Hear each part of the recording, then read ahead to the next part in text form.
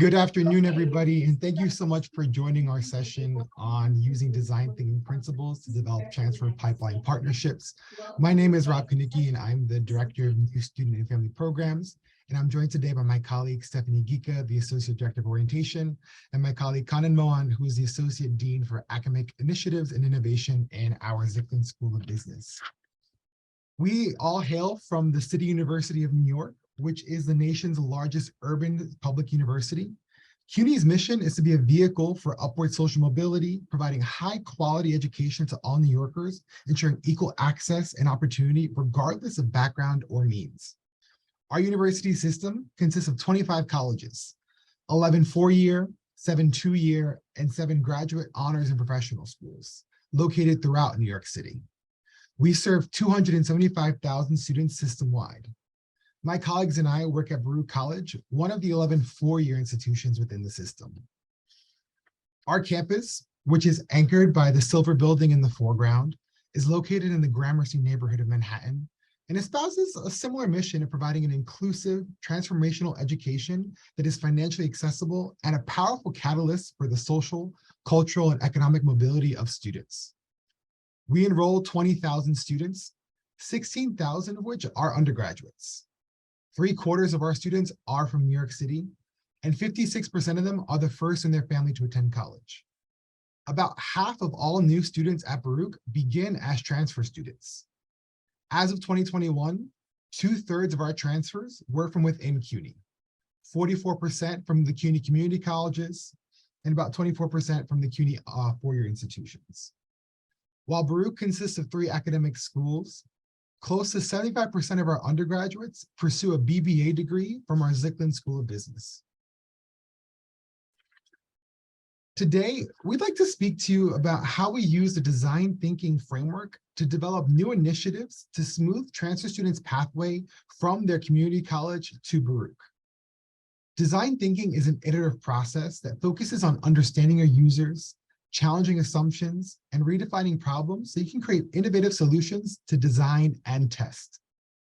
It revolves around a deep interest in understanding the people for whom we design our services. In our case, this was our transfer students. There are 5 stages to design thinking, but it really is a cyclical process that loops back.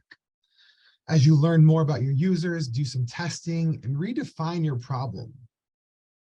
A critical component of design thinking is spending time empathizing with your users. Our team spent several weeks learning from our transfer students and continue to engage them and other key players as we work through our process. Thank you, Rob. If you're not familiar with the empathy map, which is now on the screen, I'm going to tell you a little bit about it. We used empathy maps to break down the student experience through each step of their journey. An empathy map is a collaborative visualization of your user. And in our case, it was our transfer students. And it's a common tool in design thinking. Using the empathy maps helped our team create a shared understanding of our transfer students' needs and helped us hone in and narrow down for our challenge statement. You can see the quadrants on the empathy map. The says, thinks, does, and feels. So the says quadrant contains what the user says out loud. Ideally, it would contain direct quotes. In this case, our transfer students said things like, I want to major in finance or any business-related subject. And I have my associate's degree. And I'm planning to graduate with my bachelor's in 2 years. And things like, I'm relying on financial aid to pay for school. The thinks quadrant captures what the user is thinking throughout their experience. So it's what really matters to the student. And for us, it was things like, why is this so confusing? Why can't someone do this for me? And maybe I don't belong at Baruch. The does quadrant captures observable actions. And I'm the associate director of orientation. So I got to observe all the students in action on their orientation day. And at orientation, we saw students asking the same questions over and over to different people, hoping for a new answer. We saw students who just couldn't believe that their only option at Baruch might be to go part-time or to be considering having to change their major like from day one.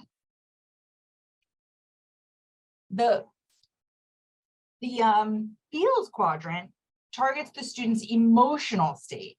And our students were confused, they were overwhelmed, they were worried about their future, they were worried about paying for school, they were unsure of themselves, and really they were, even on day one, unsure about their decision to come to Baruch. This was not the feeling I wanted students to walk away with at orientation, I promise. Using the empathy maps, we work through the entire timeline for students from when they apply, then they're accepted, and then they finally attend orientation. And at orientation is where they enroll in classes. Next slide, Rob. Thank you. At Baruch, students don't get to view their transfer credits until they meet with an advisor at orientation. So their orientation program is the first time they're seeing their transfer credits. It's the first time they're meeting with an advisor, and they're registering for classes all in this moment. So it's a lot. They may not have any idea what credits will transfer until they are there in that moment. And we run orientation programs right up until the start of the semester. So it very well could be their orientation program is the day before the first day of classes, and they are just seeing their transfer credits. They are just meeting with an advisor and just registering for classes that day before. In some cases, students may be taking summer or winter classes or finishing their associate's degrees at their previous institution in that same time span. Those credits and those degrees that they're awarding won't get evaluated and posted to their records until after the semester begins. So it's a really stressful time for students. There's a lot of confusion on how their credits are evaluated and understanding the eligibility requirements for their intended majors. Some students were really well advised at their previous schools, and they come to Baruch with all their eligibility requirements completed and are ready to move into their major right away. Those are the big success cases. Other students are working towards their associate's degrees and may not be thinking so much about what's coming next. So they show up to Baruch. There may have been little curricular coordination between the two schools. And at Baruch, math is a really big deal, and it's a huge roadblock for students. So you could see that as one of the lists. So they would study liberal arts at their associate's program. They'd come to Baruch to study business. I want to be a finance major. And they maybe hadn't taken a math class since high school. And that was a very big roadblock. Within the CUNY system, we have the Pathways curriculum, which I'm sure if you're from another school, you've never heard of. But at CUNY, we have a standardized curriculum across all the CUNY schools. And students with associate's degrees come into four-year schools with the general education requirements completely waived. So many students can come to Baruch having all their general education requirements waived, but needing math and facing our 2 to 3 semester math sequence before they can start taking classes towards their major. So these students come to orientation. It's so much information. It's a lot. It's very overwhelming. Then they find out that they have limited course options, and they might not even have a chance to be a full-time student. And I know you guys know this, being full-time is really important to students. It means eligibility for financial aid. It means staying on track for their planned graduation date. And that's their time and their money, and nothing hits you more than the wallet, right?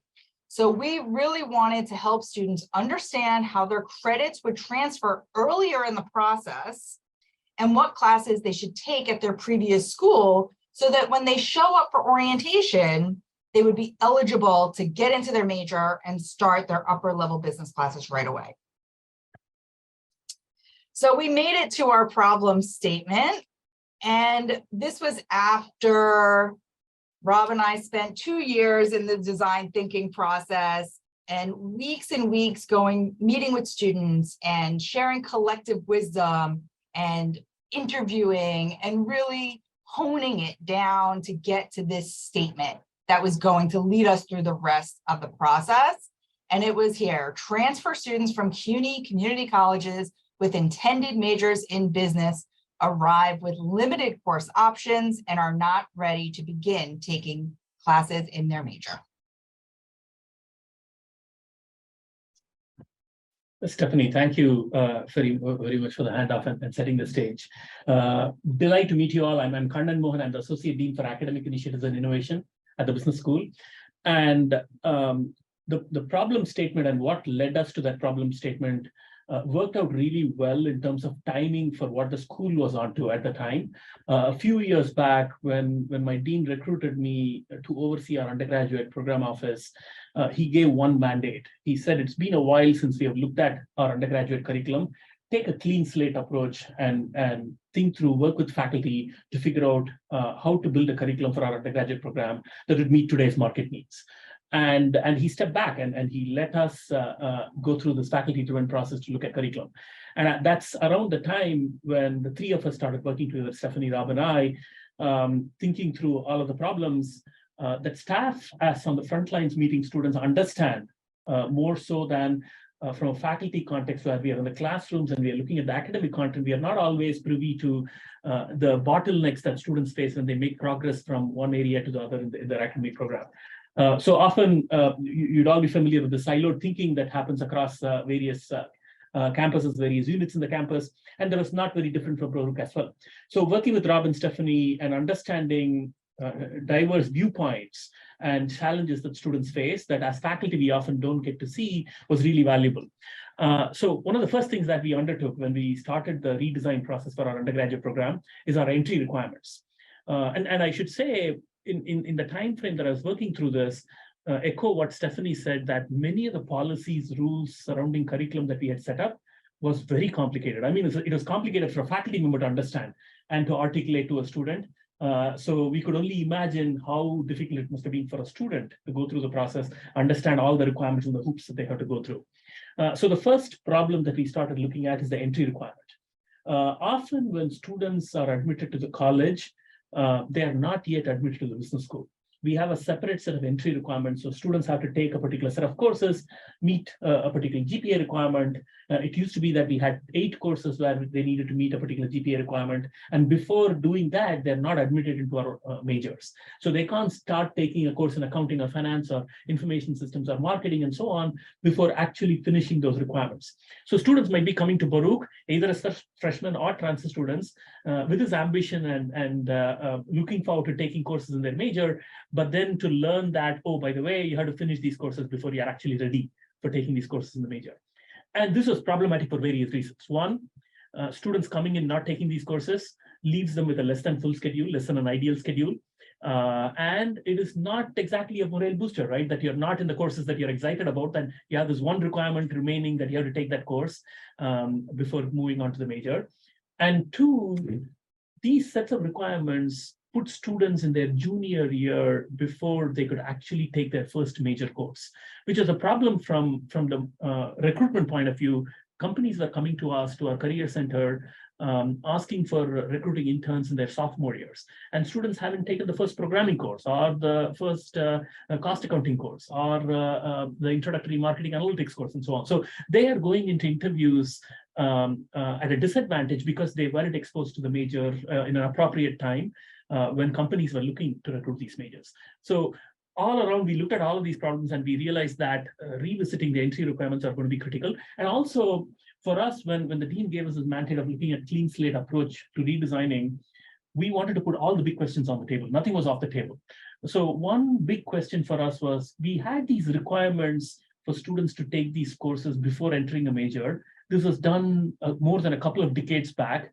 It was done with analysis and working assumptions that these courses help prepare students to do better later in the program, right? They were somehow predictive of success of students later in the program. We wanted to ask that question again. That's an empirical question that we had data to answer. So we wanted to put that question back saying, today, by making these students take these courses, are we actually having them better prepared to do their major, to do the business core, to do the capstone, to do everything else in the remaining part of the program, and how well are they doing in their careers later, right? So we put that question on the table as well.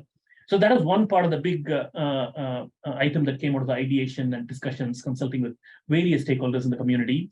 The second part was it became very clear to us, given the majority of our students that are transfer students, it was very clear that we needed much more coordination with the campuses from which they're transferring to us. So 2/3 of our transfer students are coming from CUNY campuses, and our coordination had a lot of room for improvement. We often used to make curricular changes, and then in hindsight think that, oh, by the way, these curriculum changes have to be passed on to the community colleges for them to know how to prepare students for them to come to our campuses. So we wanted to turn that on the head and start conversations and consultations with community college partners much early on, rather than waiting after fait accompli, after making all these changes and then going to them. And treating them as a partner, because they have a really important role to play in setting the stage early on for students so that they are prepared to come and take our programs. So that is one.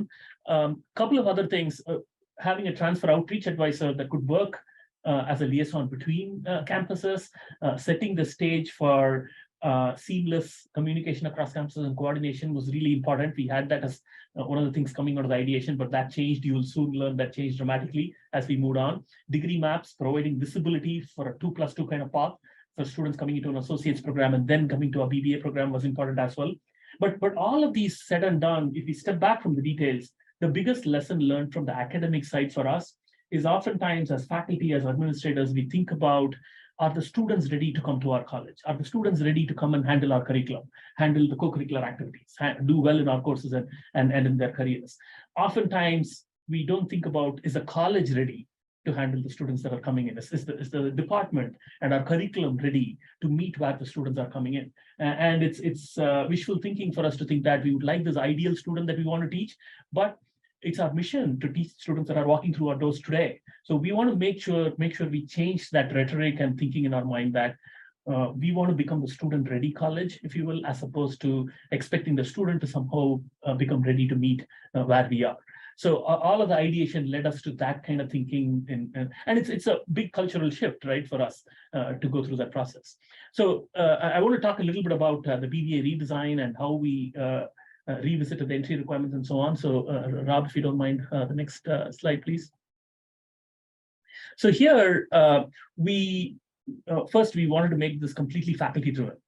And with the cognizance that we want to expose faculty to what we learn from all of our staffs, all of the folks that work on the front line with students. So working with the registrar's office, with advising, with the career center, understanding what we hear from various key stakeholders, and then having that put front and center in front of faculty so that we consider all of this kinds of data, qualitative and quantitative data, to make decisions was really important. So we drew faculty from all of our academic departments, all the departments that you would expect from a good business school. And we made it very clear that we want to make these changes very data-driven, data-informed. We took quantitative data. We looked at several years of student performance data to see our existing requirements role in how students did later. And there were some surprises. I mean, oftentimes business school faculty think that having calculus as a requirement before students get into the business school is essential to improve their analytical thinking, that we know that students are able to handle finance and economics and statistics and so on. It didn't turn out so. We had a mixed set of results when we looked at calculus' impact on our students. We did a survey with our faculty. We listed very specific topics that we do in our pre-calculus and calculus courses and asked faculty, saying, can you point to each one of these topics and point to a topic that you do in your course and tell us how exactly is this pre-calculus or calculus topic useful in what you do? It was a revealing survey. When faculty responded, we realized overwhelmingly faculty were voting for what is done pre-calculus as opposed to calculus. So that's on the academic side, right? Talking to faculty, looking at the data to understand the performance issues and what path students are being put through. And on the other side, we also realized math being a bottleneck. Oftentimes, transfer students delay taking math, thinking that this is going to be challenging for them. And if they take math early on, that's going to hurt their GPA and hurt their chances of coming to Baruch in the first place. So they delay it, not realizing that they would get to Baruch and they had to spend a semester or two taking math, just math, before they can get into the business major. So all of these put together, we wanted to change that entry path. And from the market side, we were hearing that the way we traditionally teach math, having calculus, is not that impactful for students to do well in the market. They wanted quantitative thinking, probabilistic thinking, statistical thinking, numeracy, literacy, in general, quantitative literacy, right? So we worked with a very small group of faculty that were passionate about this and created a new quantitative analytics course that focuses on the kind of skills that students need to meet market needs today, and replace the math requirement, replace the calculus requirement. The students are still required to take pre-calculus, but we replace the calculus requirement with the new quant course that we created. That is very important. And we also looked at the entry path and said, we need to provide multiple points of entry for students. It cannot be that students have to wait to take all these 8 courses before they start into the marketing major. So we allow now our honors students to enter right away. When they get admitted to Baruch, they can get admitted to the business school. We created a shorter list of courses for an early entry path. We identified among the early courses that students take by looking at data to see which ones are a stronger predictor of success later on in the program. And we distilled our entry-level courses into that shorter list of courses, so students can get into the majors earlier. And we kept a regular path as well for students who don't meet any of these criteria, but still want a regular path for entry. While doing all of this, we started having conversations with our community college partners. We created, thanks to Stephanie for this name, a Zitlin Community College Cooperative Faculty Working Group, where we invited all our community college partners, faculty, to come to Baruch, where we talked to them about some of the changes we are working on. I made trips to multiple community colleges, working with them to say that here's what we're thinking. And oftentimes, it was important to know how our faculty at community colleges are thinking and the problems they face on the ground before we make changes, not after we make changes. So, for example, when we were thinking about changing our introductory business course, we heard feedback from community college faculty that why that might pose challenges for them. So we had to tinker on how and what kind of changes we could do. I think that collaboration works out well in the interest of students, because for students, they want that seamless path, taking these courses there, transferring to Baruch and finishing our BBA. So we still continue that strong collaboration with our community college partners. All of this work with redesign, a change in curriculum, removing barriers in front of transfer students, finally led us to create what we call as the Baruch Business Academy, where for transfer students, they don't have to file a transfer application anymore. They can enroll in the academy, and we will look at the courses that they're taking in the community college, make sure it meets our requirements. And when we see students veering away from it, we will again take a data-driven approach to make sure that we put them back on path. At least we have the nudges in place where it leads to interventions to change that path. And then when they come here, they should be ready to hit the ground running in their major. They should be able to take the first introductory level major courses and make progress in the program. So all of that was important from the faculty side, but the takeaway for me and for other faculty as part of all of this is we have to think cross-boundary. We have to look at what staff are experiencing with students. We have to understand students. We have to understand how career centers and registrar's office and advising are working and so on. I think that kind of thinking help us make more holistic changes in how we welcome and provide curriculum to students. So that's from the faculty side on how things turned out with our project. Rob, back to you. Thank you so much, Kannan. We want to turn now to focus in on one particular aspect of our work where we applied the design thinking framework, and we're really forced to really dive into the design thinking framework given the challenges we were faced. So as Kannan shared, one of the solutions we came up with was this idea of degree maps that would clearly lay out a path for students from the 2-year college through the 4-year college. We made initial attempts at designing degree maps, and we quickly discovered that our version of 2 years at community college and then a seamless transfer to 2 years at Baruch didn't always align with what a 2-year degree map looked like at the community college level. For example, an associate's degree map at the 2-year level might require students to take a statistics course in order to earn their degree, whereas we would have preferred students to complete pre-calculus whilst at the community college so that when they arrived, the math requirement would be done. We could not neatly overlay the 2 years at the community college with the first 2 years that students would traditionally take towards their BBA degree at Baruch. We realized that we would need to hire someone full-time just to develop, produce, and maintain these maps in the long term.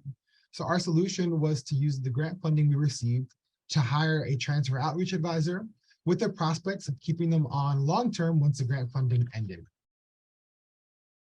And then COVID hit.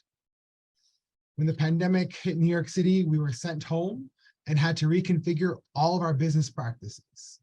And we were facing catastrophic budget cuts. In the early months of the pandemic, New York State restricted CUNY appropriations, leading to projected budget cuts of up to 20% at the colleges. CUNY Colleges began operating on a month-to-month allocation with no clear indications if or when budgets might return to pre-pandemic levels. Resulting hiring freezes and the institution of a vacancy review board made the prospects of keeping a new hire on staff at the end of our grant funding, it seemed incredibly slim. The realities of hiring someone and keeping them long-term diminished. These new challenges pushed us to ideate. So we looped back and we went back to brainstorming sessions. We revisited the empathy work we did with our transfer students and reached out to other users to get a better sense of their needs. We met with folks in our transfer center. We met with academic advisors. We met with folks on our admissions team. We consulted with our community college partners, and we talked to folks in IT. And what we realized while working entirely online was that we needed a digital solution. Next, we had to figure out what our solution would be. We wanted a product that would help students check their eligibility into the Zicklin School of Business, help them check for any requirements that might be missing for consideration to admission into the business school, view the pre-business course equivalencies at their home institution with the hope that they would take them before applying to Baruch, help them calculate their pre-business GPA, as well as figure out what the minimum grade they'll need to earn in any courses they have not yet earned to have that minimum GPA to be eligible for those major courses, and help them check transfer course equivalencies at a variety of institutions. Throughout this process, we continue to engage key players as we began researching and benchmarking potential solutions. During our search, we came across a recently released tool that showed students how courses transferred across the CUNY system from one college to the next, the CUNY Transfer Explorer. We filled out the inquiry form on the site as if we had a question, just to learn more about it and see if we could connect with the product owner. And from there, a partnership developed. And we're able to move from ideation to prototyping. Now, prototyping took several months, including the time spent getting buy-in from the leadership and the folks who funded these various initiatives.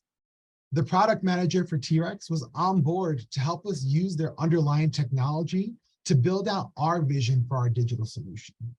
But we needed the support of the funders of T-Rex and the articulation of credit transfer grant that actually developed the tool. We also needed to get buy-in from the foundation that was helping us fund all the projects at Baruch. With their blessing, we were able to move to recruit a team of local experts to help bring the product to life. Our grant team consisted of 2 academic administrators and faculty members from the business school, and at the time, 2 team members from enrollment management. Stephanie shared earlier that she works with an orientation, so she connects with every single new student that walks into Baruch. But we knew we needed the expertise of others who also worked with our transfer students. We reached out to the assistant director of our transfer center, who works with both prospective students and community college partners, as well as the director of our enterprise systems and IT, who would help us figure out the local implementation of the tool. On the logistical front, we had to figure out how we would hire and onboard developers who worked at a different campus. And thankfully, the pivot to being fully remote made this process a lot easier because the entire university had moved to operations that allowed more flexible work. Once we had our team, we had to establish communication channels and a communication protocol. We set up bi-weekly meetings and established a Microsoft Teams group for asynchronous work, chats, and file sharing. In terms of designing a tool, we had bi-weekly meetings with our developers where we would talk broadly about our vision, and our developers would produce prototypes each week for our review. We would then share feedback at our regular check-ins. It took about 3 months to develop an initial product. And once the tool was ready for additional eyes, we recruited the expertise of a local marketing expert at Baruch to assess the overall look and feel to ensure that it aligned with the brand standards of our institution. Based on their feedback, we tweaked the colors and determined the best place for the tool to live on our website. All throughout this process, we engaged in regular feedback loops. We connected with our orientation leaders who worked with Stephanie, many of whom were transfer students and would work regularly with all of our new transfer students coming into the institution. We had a transfer advisor on our team who shared his day-to-day expertise working with students and our community college partners during the recruitment and admissions process.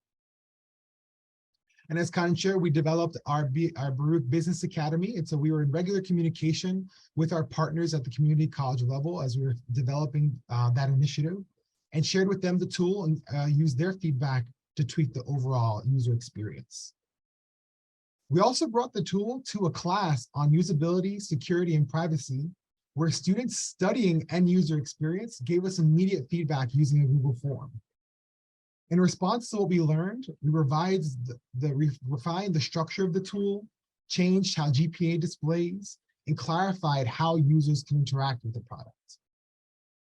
Next, I'd like to show you what we were able to develop. Do folks see a web page on their screen now? Great. So this is the Zicklin Transfer Explorer. In the left column, you'll note all the courses that students need to complete in order to take courses in the business program.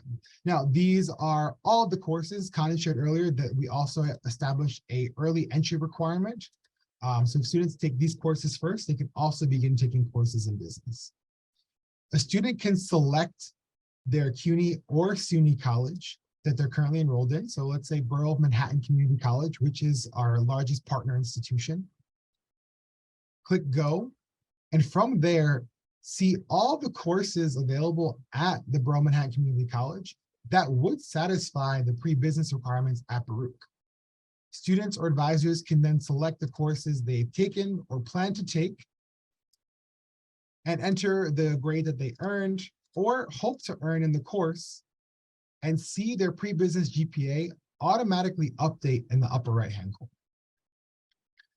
But as you all know, the path transfer students take isn't always a neat one-to-one institution. Some of our students swirl institutions, particularly at CUNY, which is such a large system spread across New York.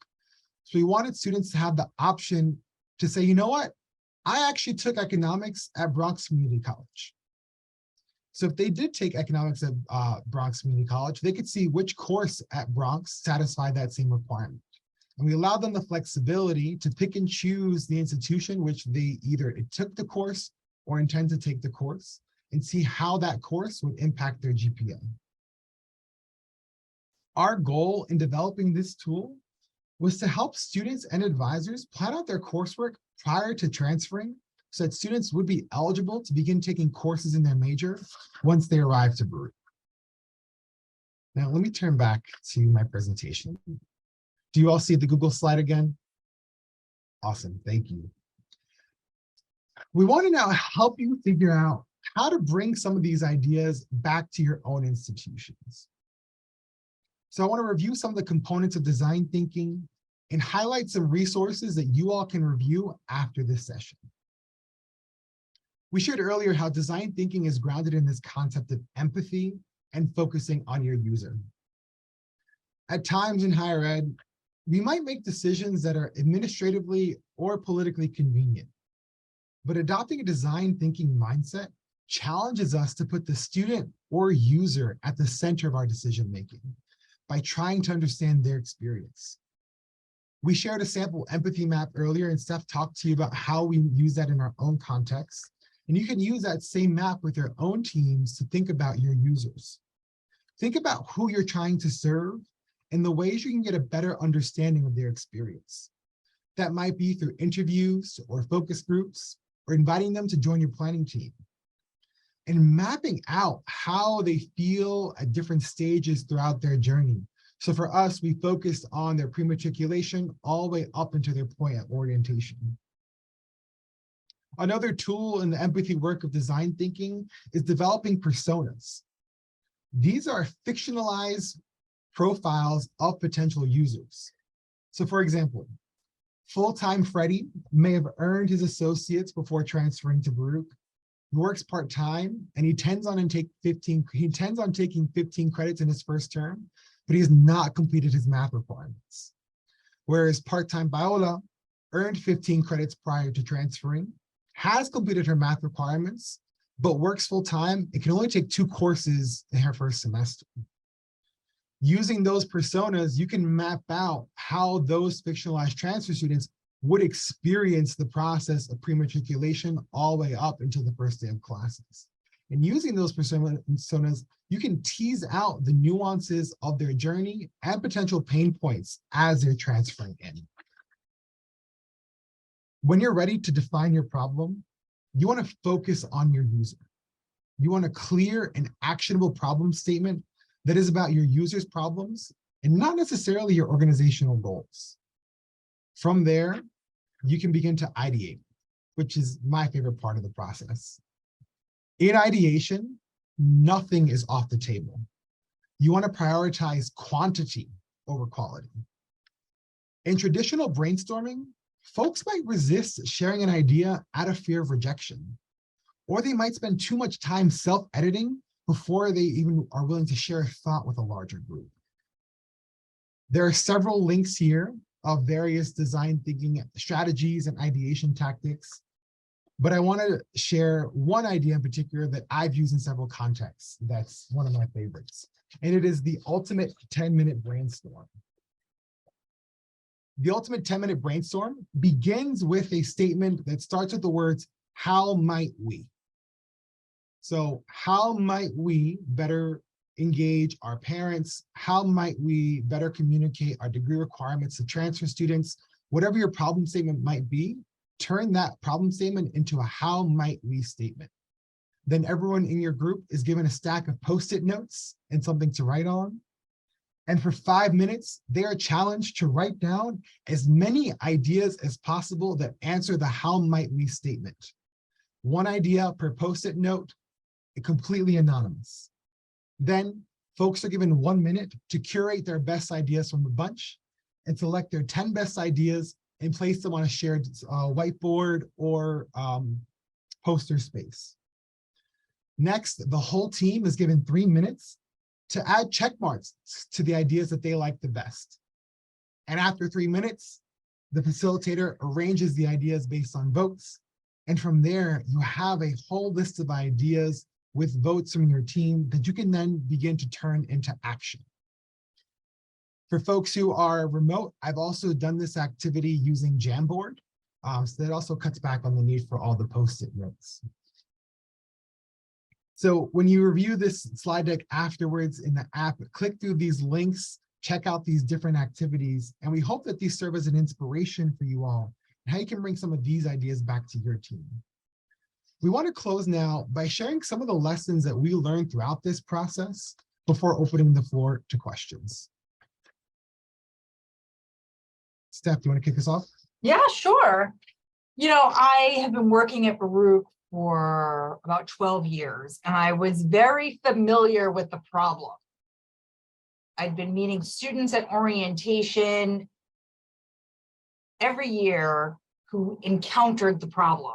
And it never seemed to me like, as an administrator, that changing the curriculum was a possibility, right? I knew the problem, but I had no idea how we could tackle it.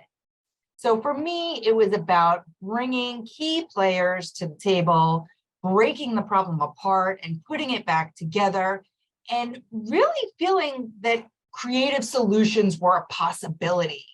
It was timing, it was space and timing for Kannan to come to the table and say, anything is possible. And for that moment, I really believed that anything was possible.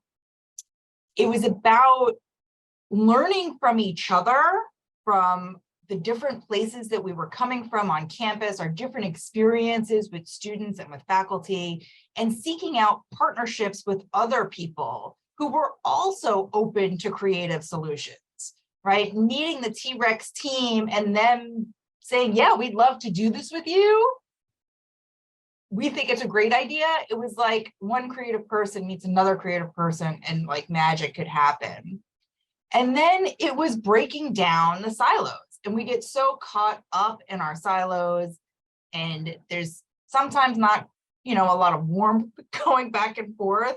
But when Kannan came to the table and he was like, Stephanie, I really value your experience and I want to learn from your experience with students, it was like a breath of fresh air for me to have a faculty person and a high up person really come down to where the work was happening and say, I need to learn what you know from your experience with students. So those were my lessons learned. Thanks, Rob. Kannan, do you want to share some thoughts? Yeah, I would say the same that Stephanie said, the other way around, actually. For faculty, when we go to the classroom, how we do our classes, our curriculum, it's a very different world that we live in. And we often don't have the understanding of the complexity of the challenges that Stephanie said she knew all these years, right? Well, most of us don't. In fact, even today, most of us don't, right? So it's that complicated that we don't have an understanding of that. And that interaction, first knowing that people in the institution actually deeply care. They're doing their jobs in different ways and care about the students' success, and understanding from the lessons learned from across the silos, from advising, from Stephanie and from Rob and so on, is important, and it shapes the way faculty think about curriculum. And the policy, the barriers, the curriculum are not two separate things, that one could really positively influence the other, that by changing curriculum, we could reduce the barriers, and by rethinking barriers, it might influence what we might need to do in the curriculum. I think that was a big lesson learned for me. Yeah, and I'll add that with this framework, we dreamed big. I know my colleagues have shared there really has been a shift in mindset and a shift in culture. And though we weren't able to accomplish all of our ideas that came out of the brainstorming with our initial work, little by little, some of those ideas are actually coming to fruition because of this culture change and shift in thinking. And lastly, the other key takeaway I have from implementing this mindset is that you do not need a perfect solution to start. One of the aspects of design thinking comes from the tech world and developing a minimally viable product. What is the smallest thing or easiest thing you can produce to launch, to try it, to test it, to get the feedback? Don't wait until you have every single piece figured out. Launch it, try it, and continue to refine from there. And with that, we'd like to open it up to questions. I guess we did a great job. Yes, if folks don't have any questions, we just want to extend our sincerest thanks to everybody for tuning in and listening. We hope that you are taking away some ideas of how to bring this framework to your own campuses. And please check out the PDF of the presentation that's been available in the app. Click through those links, bring these ideas back to your teams, and see if you can bring design thinking to your own work, whether it's with transfer students or with any other aspects of your roles.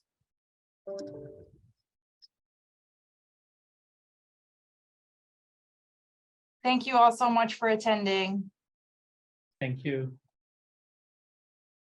Thank you, everybody, and a special thank you to our presenters. This really was a privilege to be able to sit through and learn about. It was a fantastic presentation.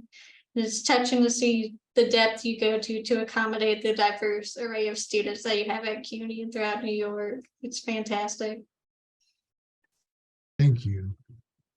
Thank you so much.